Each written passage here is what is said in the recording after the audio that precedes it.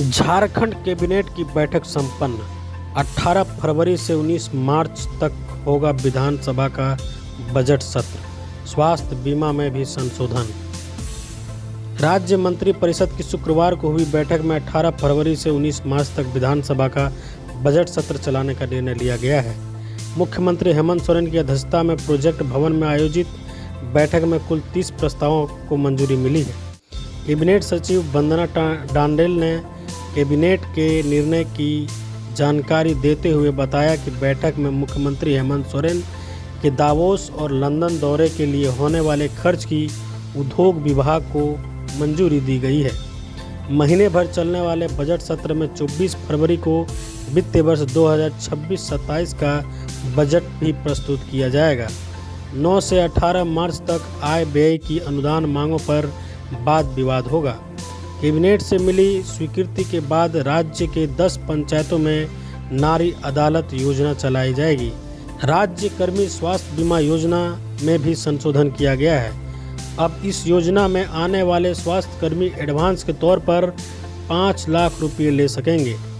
इसके अलावा देश के 13 बड़े अस्पतालों में CGHS दर से अधिक दर पर भी राज्य कर्मी इलाज करा सकेंगे।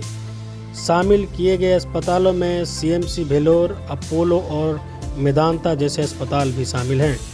विधायकों और पूर्व विधायकों के लिए इस योजना में शामिल होने को स्वैच्छिक किया गया है। झारखंड नगर निकाय चुनाव 2026 का इंतजार खत्म। मेयर और अध्यक्ष पदों की आरक्षण सूची जारी। अब शुरू होगी चुनावी जंग। झारखंड में नगर निकाय चुनाव 2026 को लेकर लंबे समय से बना सस्पेंस खत्म हो गया है।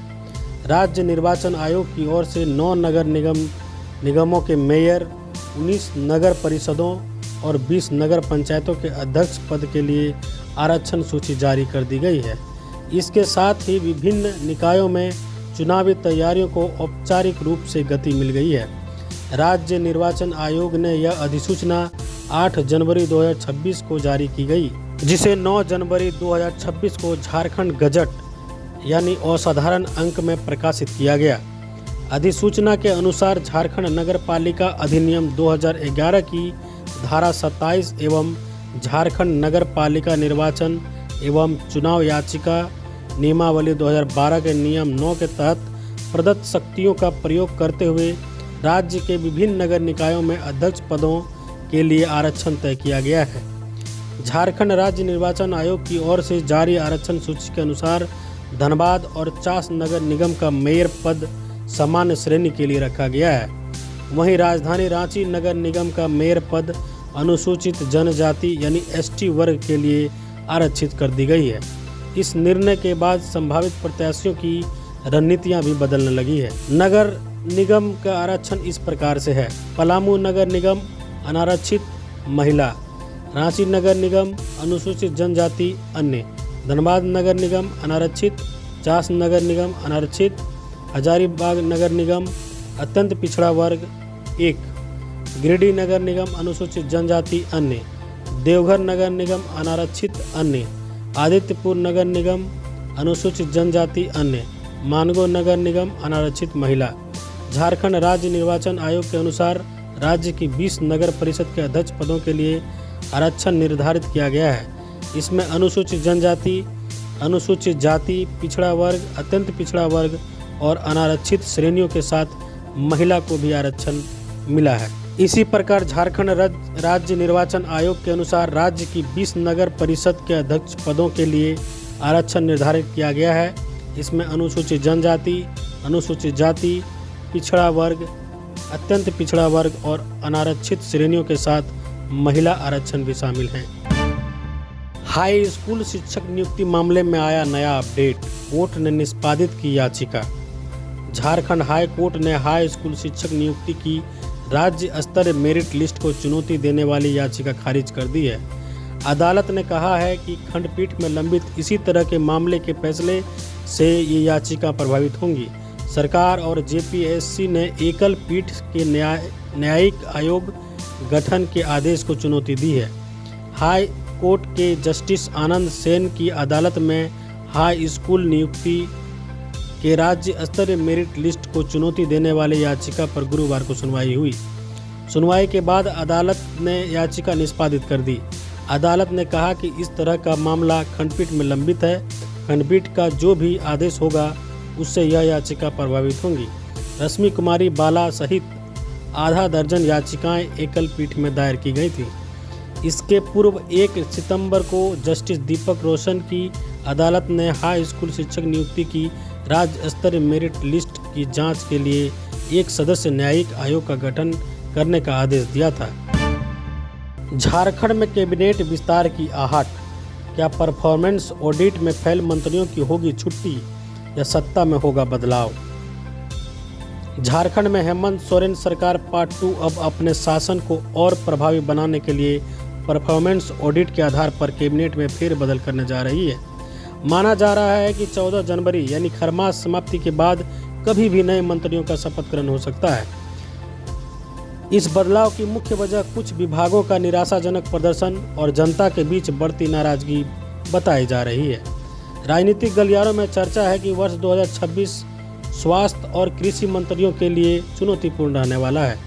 स्वास्थ्य मंत्री इरफान अंसारी के बयानों और विभाग की बदहाल स्थिति से मुख्यमंत्री और कांग्रेस नेतृत्व दोनों ही संतुष्ट नहीं हैं। उनकी जगह पाकुड़ से विधायक निशात आलम, पूर्व विधायक आलमगीर आलम की पत्नी को मंत्रिमंडल में शामिल किया जा सकता है। इससे सरकार अल्पसंख्यक और महिला वोट बैंक दोनों को साधने की कोशिश करेगी। सिर्फ कांग्रेस ही नहीं बल्कि गठबंधन के अन्य दलों में भी नए चेहरों को जगह मिल सकती है।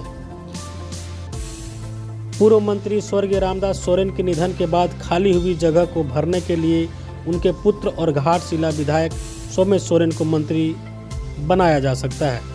वहीं राजद कोटे से संजय प्रसाद यादव की जगह विधायक दल के नेता सुरेश पासवान को मंत्री बनाए जाने की प्रबल संभावना है। हालांकि इसकी पुष्टि किसी भी स्तर पर नहीं हुई है और सिर्फ राजनीतिक हलकों और मीडिया में इसकी चर्चा है। मुख्यमंत्री हेमंत सोरेन का लक्ष्य अपनी सरकार को फुल कॉन्फिडेंस और फुल स्पीड के साथ चलाना है। आर्थिक चुनौतियों के बावजूद सरकार चाहती है कि कल्याणकारी योजनाओं का लाभ धरातल पर दिखे। जिन मंत्रियों के विभागों में जनता की शिकायतों का अंबार है, उन्हें हटाकर सरकार एक स्पष्ट संदेश देना चाहती है कि लापरवाही बर्दाश्त नहीं की जाएगी। अब बच्चे और माता पिता साथ जाएंगे स्कूल। जमशेदपुर के सरकारी स्कूलों में शुरू होगी अभिभावक क्लास। पूर्वी सिंहभूम जिले के सरकारी स्कूलों में शिक्षा को एक नई दिशा देने की तैयारी पूरी कर ली गई है। नए शैक्षणिक सत्र 2026-27 से अब केवल बच्चे ही नहीं बल्कि उनके माता पिता भी स्कूल में पढ़ाई करते नजर आएंगे। यह पहल साक्षर भारत अभियान और उल्लास कार्यक्रम के तहत शुरू की जा रही है, जिसका उद्देश्य निरक्षर अभिभावकों को बुनियादी शिक्षा से जोड़ना है।